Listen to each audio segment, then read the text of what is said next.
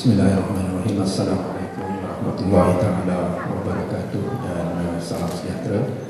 Alhamdulillahirabbil alamin, wassalatu wassalamu ala imamil muttaqin qaidil mujahidin sayyidina Muhammadin nabiyil amin wa ala alihi wa sahbihi wa man tabi'a hudahu ila yaumiddin. Yang dimuliakan saudara pengurusi majlis, yang dihormati seluruh ahli panel, muslimin, muslimat, saudara dan saudari yang hadir pada malam ini.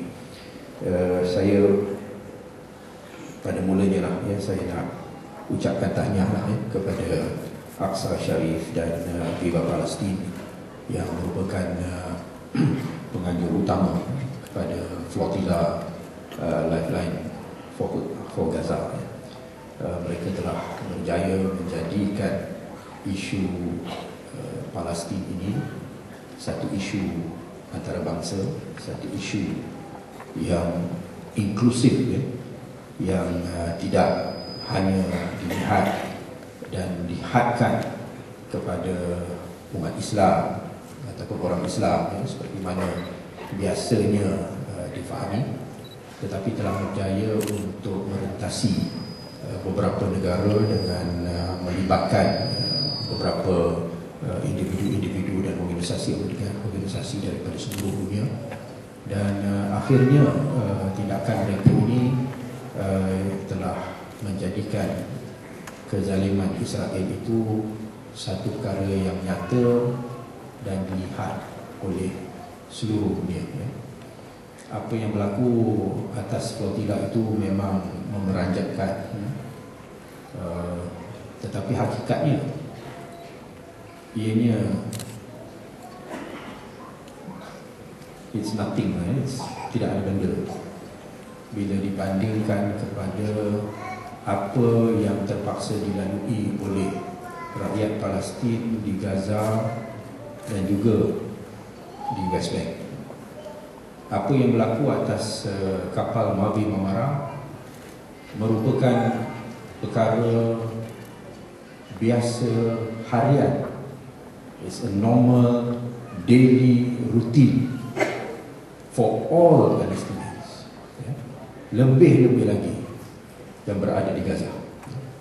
Dan dengan berlakunya keganasan di atas Mavi Marmara itu, umat Islam dan masyarakat umum di Malaysia menjadi lebih sensitif. Mereka disedarkan akan sikap dan perangai kerajaan Zionis ini, kerana ianya berlaku ke atas rakyat Malaysia dan rakyat daripada negara-negara yang lain.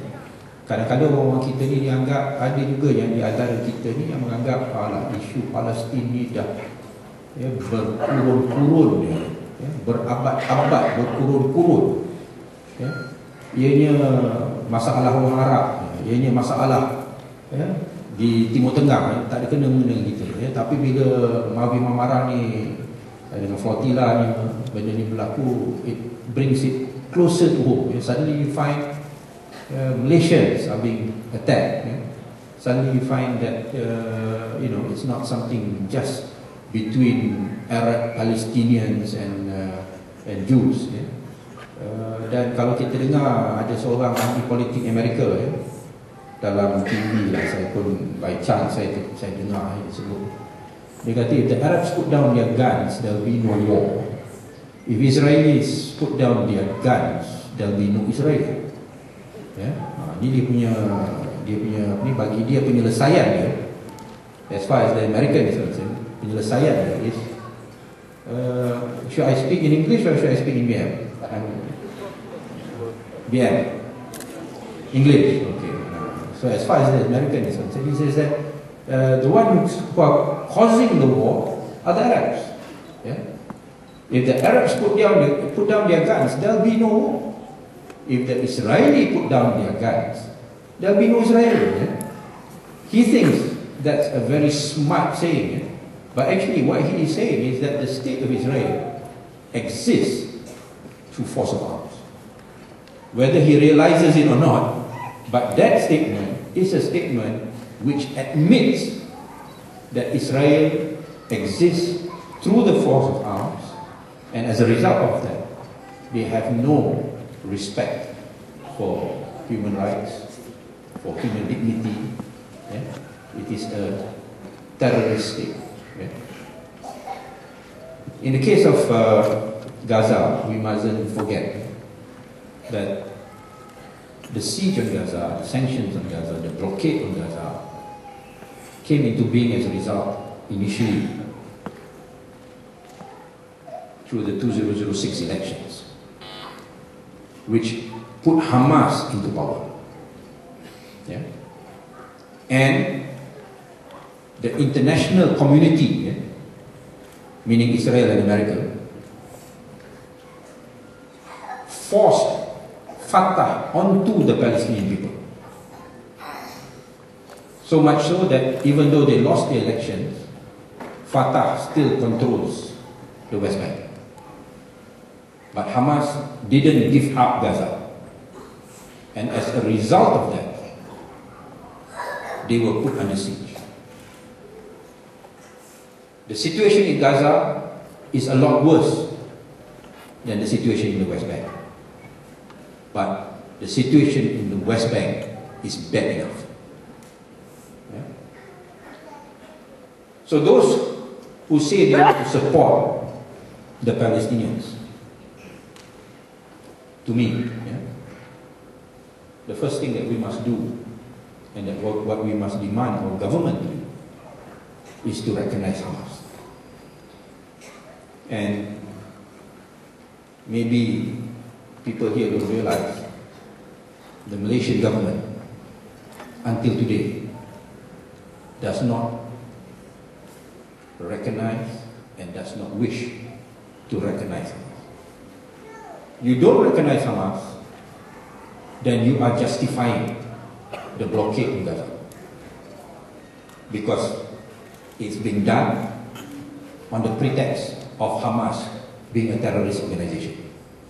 Yeah? Kalau kita tidak iktiraf Hamas, maknanya kita mengiyakan apa yang dilakukan oleh Israel.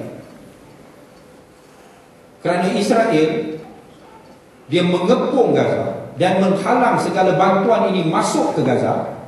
Kerana apa? Kerana dia kata Hamas ni kerajaan pengganas. Ya. Lalu bagi saya, ya, walaupun the Malaysian government ni cakap campur-campur lah senang, pasal bila saya cakap dalam bahasa Inggeris ni, nampak muka tu ada juga yang masam. Okey lah, saya cakap campur-campur lah. I mix lah, Malaysian style, yeah, because when I speak in English totally, I see quite a few upset faces, right?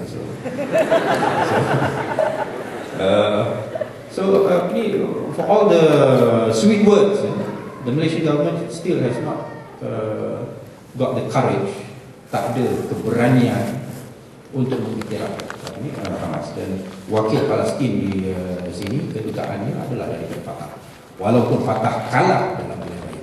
Ya, maknanya bagi kita demokrasi in Palestine is different. Ya. The democratic rights of the people of the Palestinian of Palestine is different. Di Palestine you cannot vote, you cannot choose, you cannot elect your own government. Ya. We will decide for you. Ya. Ini yang tindakan yang pertama bila kita kata kita nak iktiraf dan nak bantu, ya, Palestin dan orang Palestin. The first thing that we have to do di antaranya is to recognize Hamas. Ya. Number two, what I want to emphasize that this issue is as what was mentioned earlier, the issue of justice for all. Yeah? It's not anti-Semitism. Yeah? Benda ni Israel dia akan timbulkan lah. Dia kata orang apa ni anti-Semite lah, apalah, you know, and they bring back the history of the Holocaust lah, apalah dan sebagainya. Yeah, this is what they're going to do. This is what has been their standard line. Kita orang Islam sendiri, khususnya orang Islam, ya, kita kena faham, ya, memang dalam Al-Quran banyak ayat-ayat yang mengutuk kaum Bani Israel, ya. Tapi tujuan mengapa Allah turunkan ayat-ayat ini, yang pertama untuk mengenalkan sifat mereka, yang kedua supaya orang Islam jangan ikut jejak langkah mereka, ya. Bukan supaya kita ni bertindak zalim terhadap mereka, ya, ataupun menganggap bahawa mereka ini satu bangsa yang